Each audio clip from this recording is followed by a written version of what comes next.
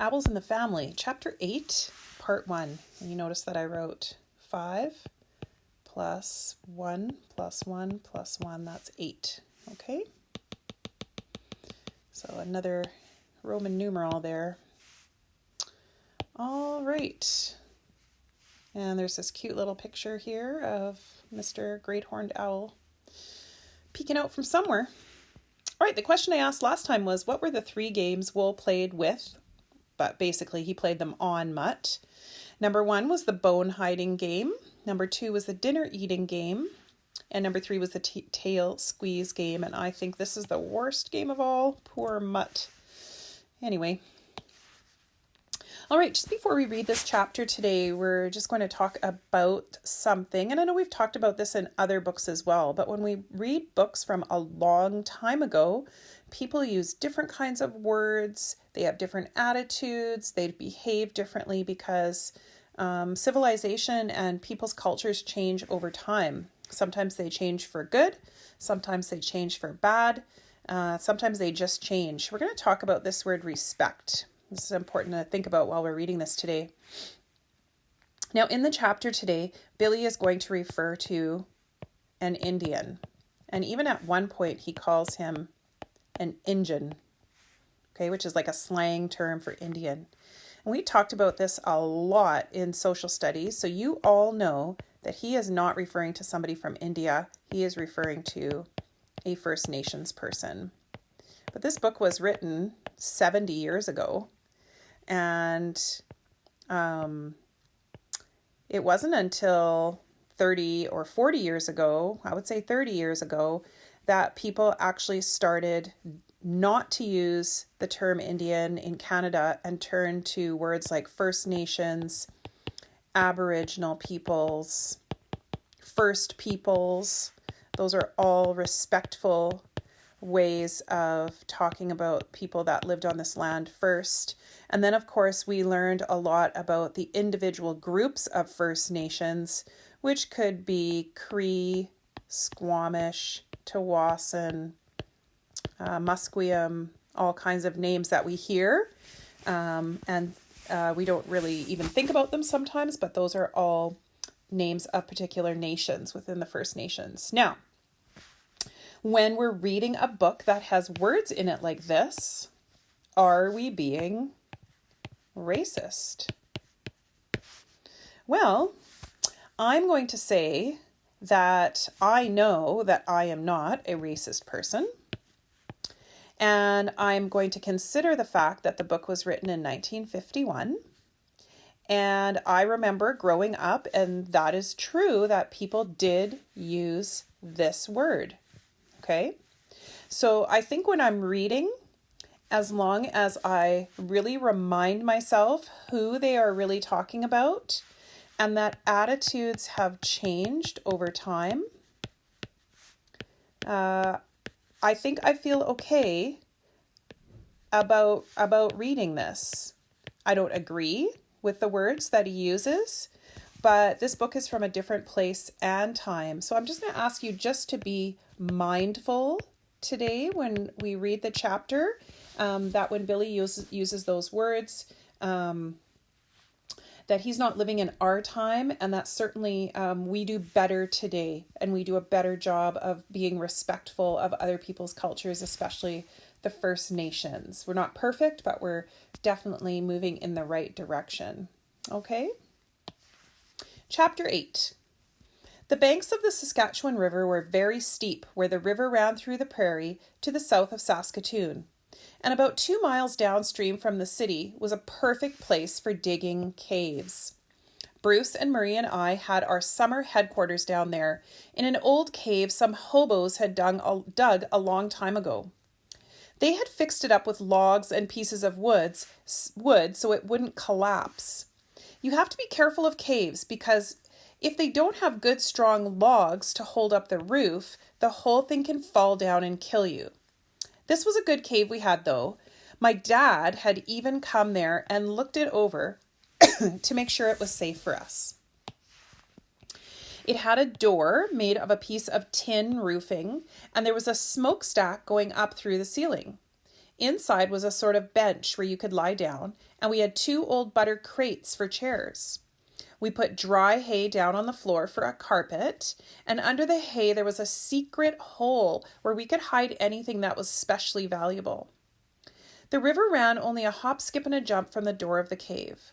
There was a big sandbar close by which made a backwater where the current was slow enough for swimming.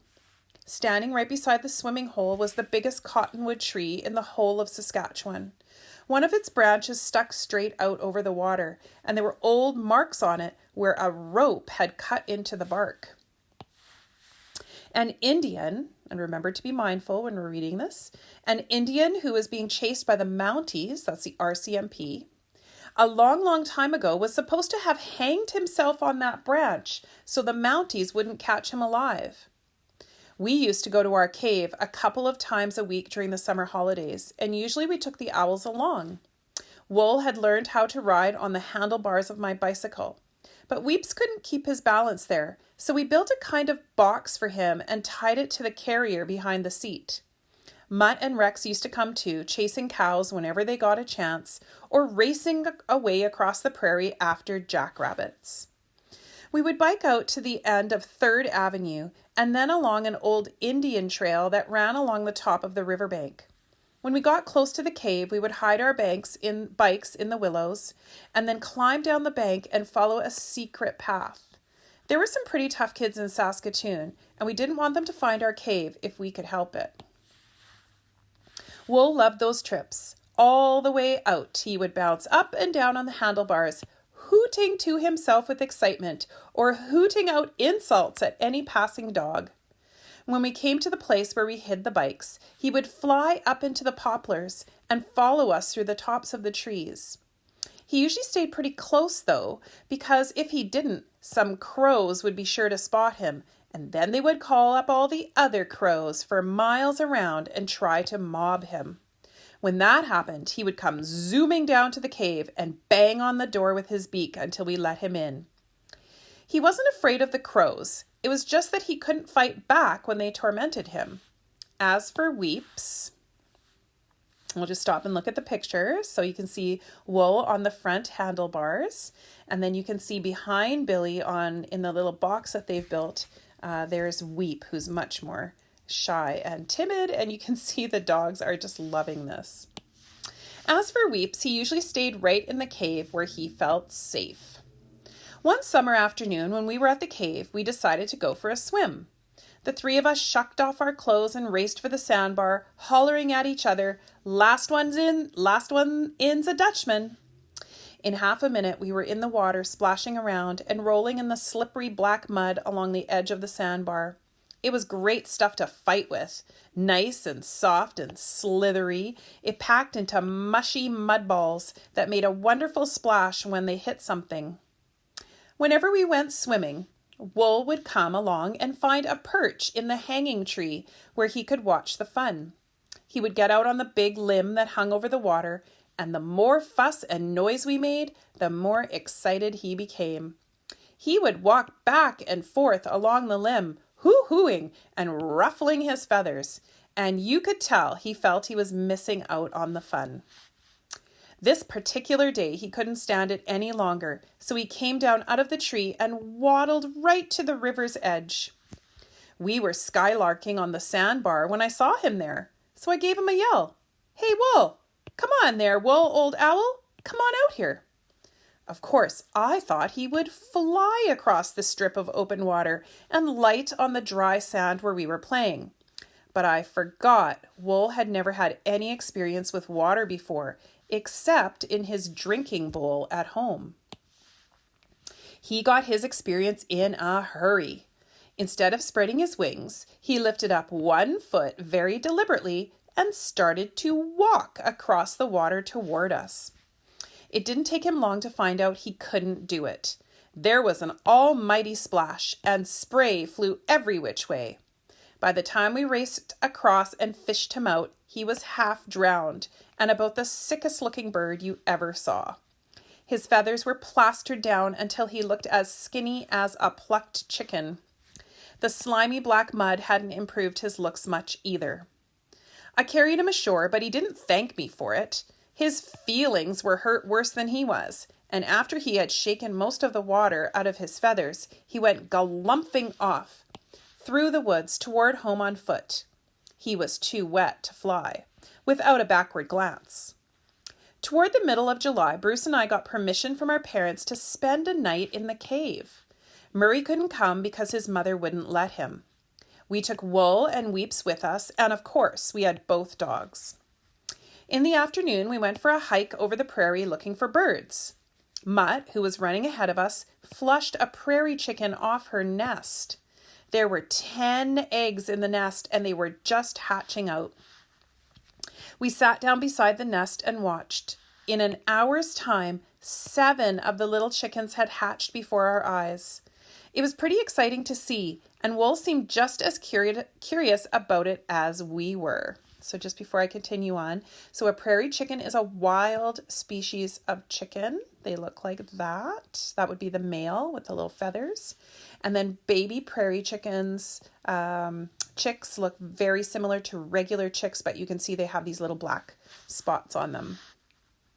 Then, all of a sudden, 3 of the newly hatched little birds slipped out of the nest and scuttled straight for Wool. Before he could move, they were underneath Wool. Before he could move, they were underneath him, crowding against his big feet and beeping happily. I guess they thought he was their mother because they hadn't seen their real mother yet. So remember that word that started with I, imprint, right? Animals imprint on a bigger animal so they will stay safe. And that bigger animal is usually the mother. Wool was so surprised he didn't know what to do. He kept lifting up one foot and then the other to shake off the little ones. When the other 4 babies joined the first 3, Wool began to get nervous. But finally he seemed to resign himself to being a mother, and he fluffed his feathers out and lowered himself very gently to the ground. Bruce and I nearly died laughing. The sight of the baby prairie chickens popping their heads out through Wool's feathers and that great big beak of his snapping anxiously in the air right over their heads was the silliest thing I've ever seen. I guess Wool knew it was silly too, but he couldn't figure out how to get out of the mess he was in. He kept looking at me as if he were saying, "For heaven's sake, do something." I don't know how long he would have stayed there, but we began to worry that the real mother might not find her chicks. So I finally lifted him up and put him on my shoulder, and we went back to the cave for supper. All right, I don't know if you've noticed, boys and girls, but the boys in this story do a lot of stuff that kids today do not do. Now, it is absolute fact that kids that lived 30 years ago, so if they were a kid 30 years ago, if they were a kid 50 years ago, they were allowed much more freedom. And in fact, their mothers would make them go outside after breakfast, and they would come back at lunch. And then after lunch, now this is summertime, they would go out after lunch and not be allowed back in the house until supper. And their job was to play and explore.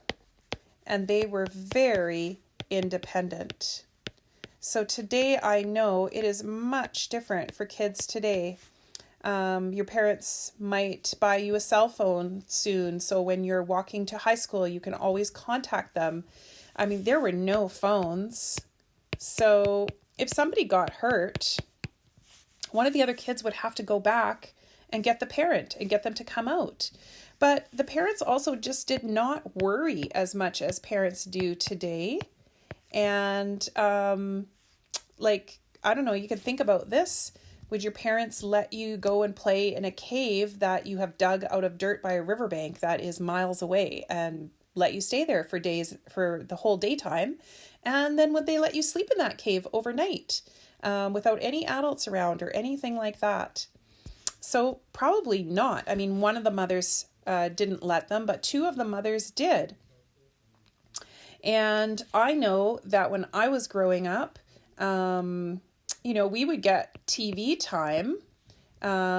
Saturday morning especially, we could watch a little bit longer, but usually we had one show a day that we could watch, and the rest of the time we were expected to play. And if the weather was bad, we played inside, but we were outside. And I remember exploring all over my farmyard and finding baby birds and finding secret little places to hide things, and playing with the neighbor kids outside. We used to play tag at night where we'd only have one light out. And we would have sleepovers all the time in buildings that were on our farmyard. So I didn't have as much freedom as these boys did, because this story takes place before I was a kid, but I had more freedoms than you have today.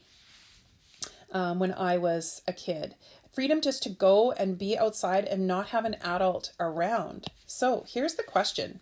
What would you like about being a kid in Billy's time?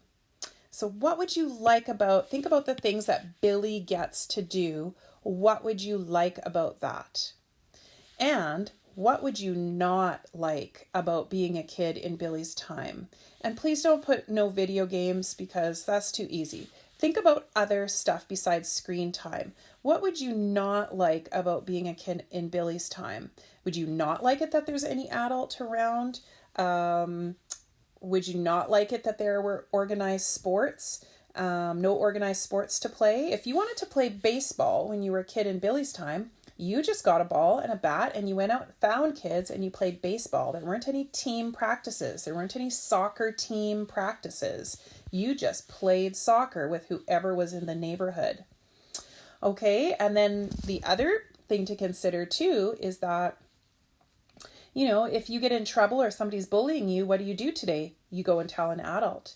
Well, in Billy's time, you had to figure that out for yourself. You had to have friends that would protect you, or you had to learn how to fight, or you had to learn how to stay out of the way. So very, very, very different. So can you try to answer those two questions? What would you like and what would you not like?